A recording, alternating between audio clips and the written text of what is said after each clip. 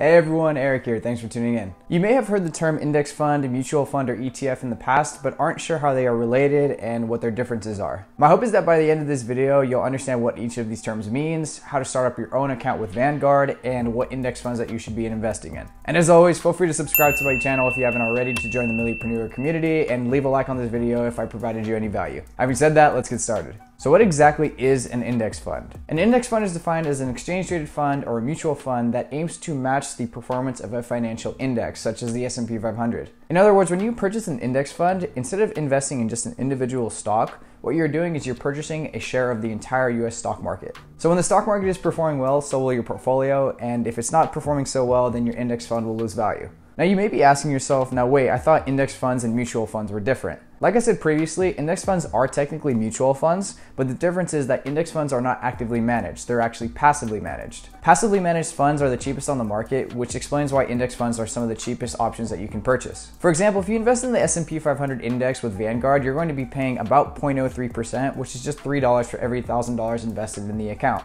And not only that, but your portfolio will automatically adjust itself as you get older to protect you from unnecessary risks. Mutual funds, on the other hand, have much higher fees, and that's because you are paying somebody to actively manage your account, or in other words, they are picking and choosing what stocks to purchase for you to try and beat the market. These fees can range from between 0.5% all the way up to 2% or even higher, which is literally 50 times more expensive than if you had just invested in an index fund. This means that even if the person that is picking and choosing your stocks for you beats the market, the fees will cripple your gains. The reason why it is so difficult to consistently outperform the market is because you have to be right twice in order to do so. Not only do you have to buy a stock at the right time when it is undervalued, you also have to sell it before everybody else does and it starts losing value inevitably. Just to give you some statistics to back my claims, only 29% of US money managers were able to actually outperform the market in 2019 after fees were included. However, the S&P 500 gained about 33% in that same year, including dividends. Not only that, but Warren Buffett, a man who's considered one of the best investors of all time, if not the best investor of all time, made a bet against hedge funds saying that the S&P 500 would perform their funds. And no consultant in the world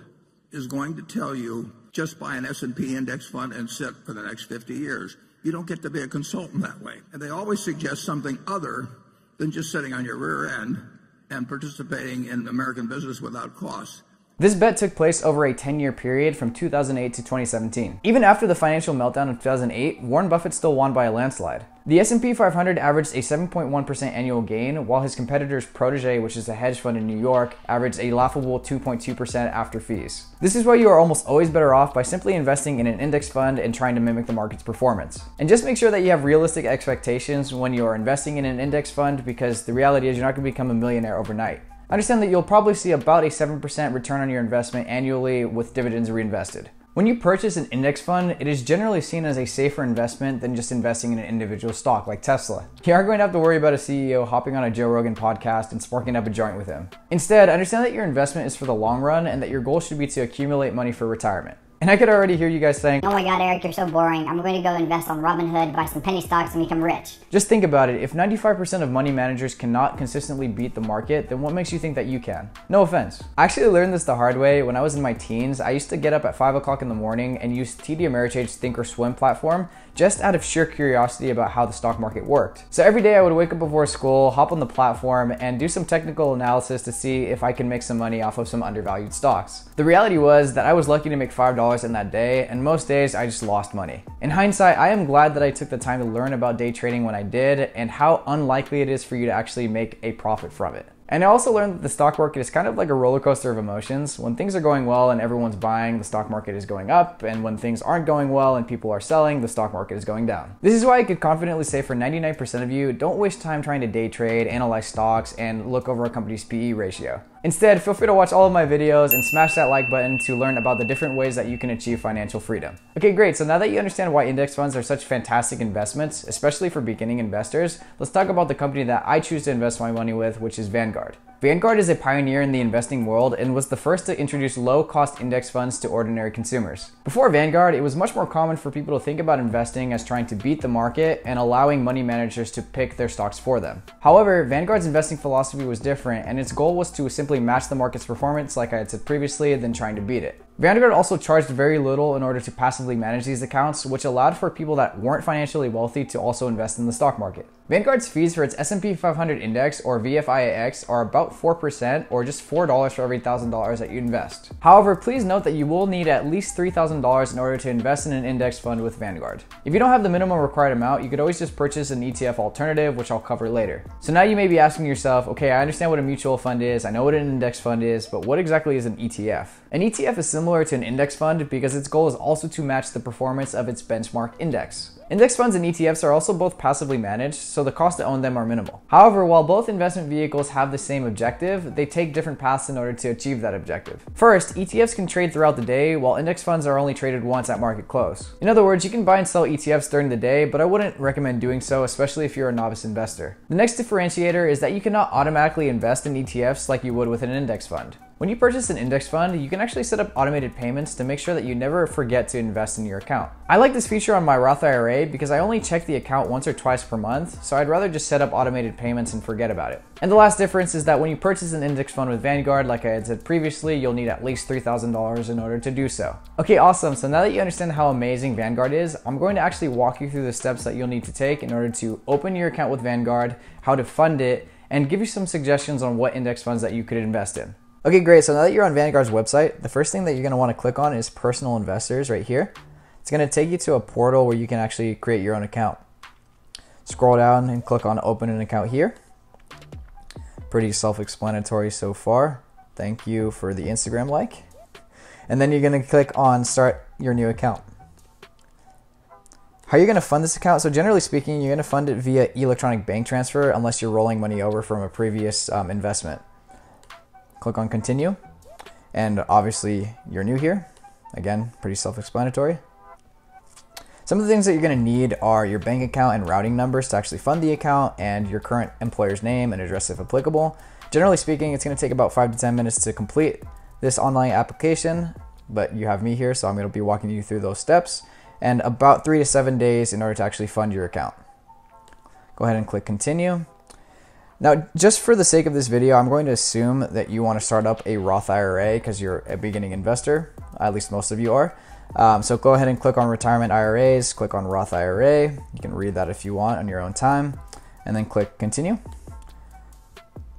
And then you're just going to fill out your own personal information. Like I said, pretty self-explanatory, but I wanted to just show you. Okay, awesome. So now that you've opened an account with Vanguard, I wanted to walk you through some of the things that you can expect to see on the website and give you an overview of one of my favorite index funds, which is the Vanguard Total Stock Market Index Fund, or VTSAX. When you purchase an index fund like this, what you're essentially doing is buying a share of the entire US stock market as opposed to investing in an individual stock. And you can easily just find this index fund by putting in the ticker symbol in the search bar, or any other mutual fund, index fund, or ETF for that matter. Moving on, the asset class domestic stock just means that you're investing in companies in the United States and not internationally. Large blend means that you're investing in all companies, small, medium, and large. Expense ratio 0.04% means that you're only being charged $4 for every $1,000 that you invest in the account. And last but not least, the minimum investment being $3,000. Like I had said previously, you're going to need $3,000 to buy an index fund with Vanguard. If you don't have $3,000, you can always just invest in an ETF alternative, which in this case is VTI, which is Vanguard's Total Stock Market Vanguard's Total Stock Market ETF alternative. I think it's about $170. Yeah, $173 right here. So it's a lot cheaper, a much lower barrier of entry. Moving on, just going back to this particular index fund, I just wanted to walk you through some of the risk potentials and hypothetical growth. So as you can see here, it's 4 out of 5 on the risk scale, but I wouldn't worry too much about this because you're investing in the long run. So basically you're betting on the US stock market that's going to be going up over time, generally seen as a safe bet. And the hypothetical growth, if you had invested $10,000 in 2010, hypothetically you would have $35,700 that has accumulated if you just didn't invest in anything else. So these are just some of the things that you're going to be seeing when you're just scrolling through. I would just recommend playing with it and just learning, maybe doing a Google search on some of the things that you don't understand, or feel free to ask me any questions below. Then you can always just click on Buy Index Funds here, and I'm not going to show you that because it has all my personal information on it, but if you have any questions on that, I can help you out in the comments as well. Okay, great. Now, in terms of what index funds that you should purchase, I'm going to go ahead and just show you my portfolio and what I see value in. I have 70% of my money invested in Vanguard's Total Stock Market Index, or VTSAX. Like I had said previously, this particular index fund captures nearly the entire US stock market and is extremely diversified. Now, I invest 20% of my money in Vanguard's Total International Stock Market Index, or VTIAX. This index is very similar to that of the previous, except you're investing in international stocks as opposed to domestic. And last but not least, I invest the remaining 10% of my money in Vanguard's Total Bond Market Index, or VBTLX. This is the world's largest bond fund. Now, if you invest in these particular indexes over a long period of time, I can assure you that you're going to have a hefty sum of cash saved up for retirement. Nobody can consistently predict when the market is going to increase in value, nor when it is going to lose value, so I would just recommend setting up automated payments and forgetting about these accounts. You can sleep well at night knowing that your money is well diversified and working for you. But make sure to do your own research prior to investing in anything. I'm just some random guy on the internet doing my best to share my best practices with you. And that's it. Feel free to subscribe to my channel if you haven't already to join the Millypreneur community, and please leave a like on this video if I provided you any value. It definitely helps me out. Thanks again so much for watching. I'll see you all in the next video.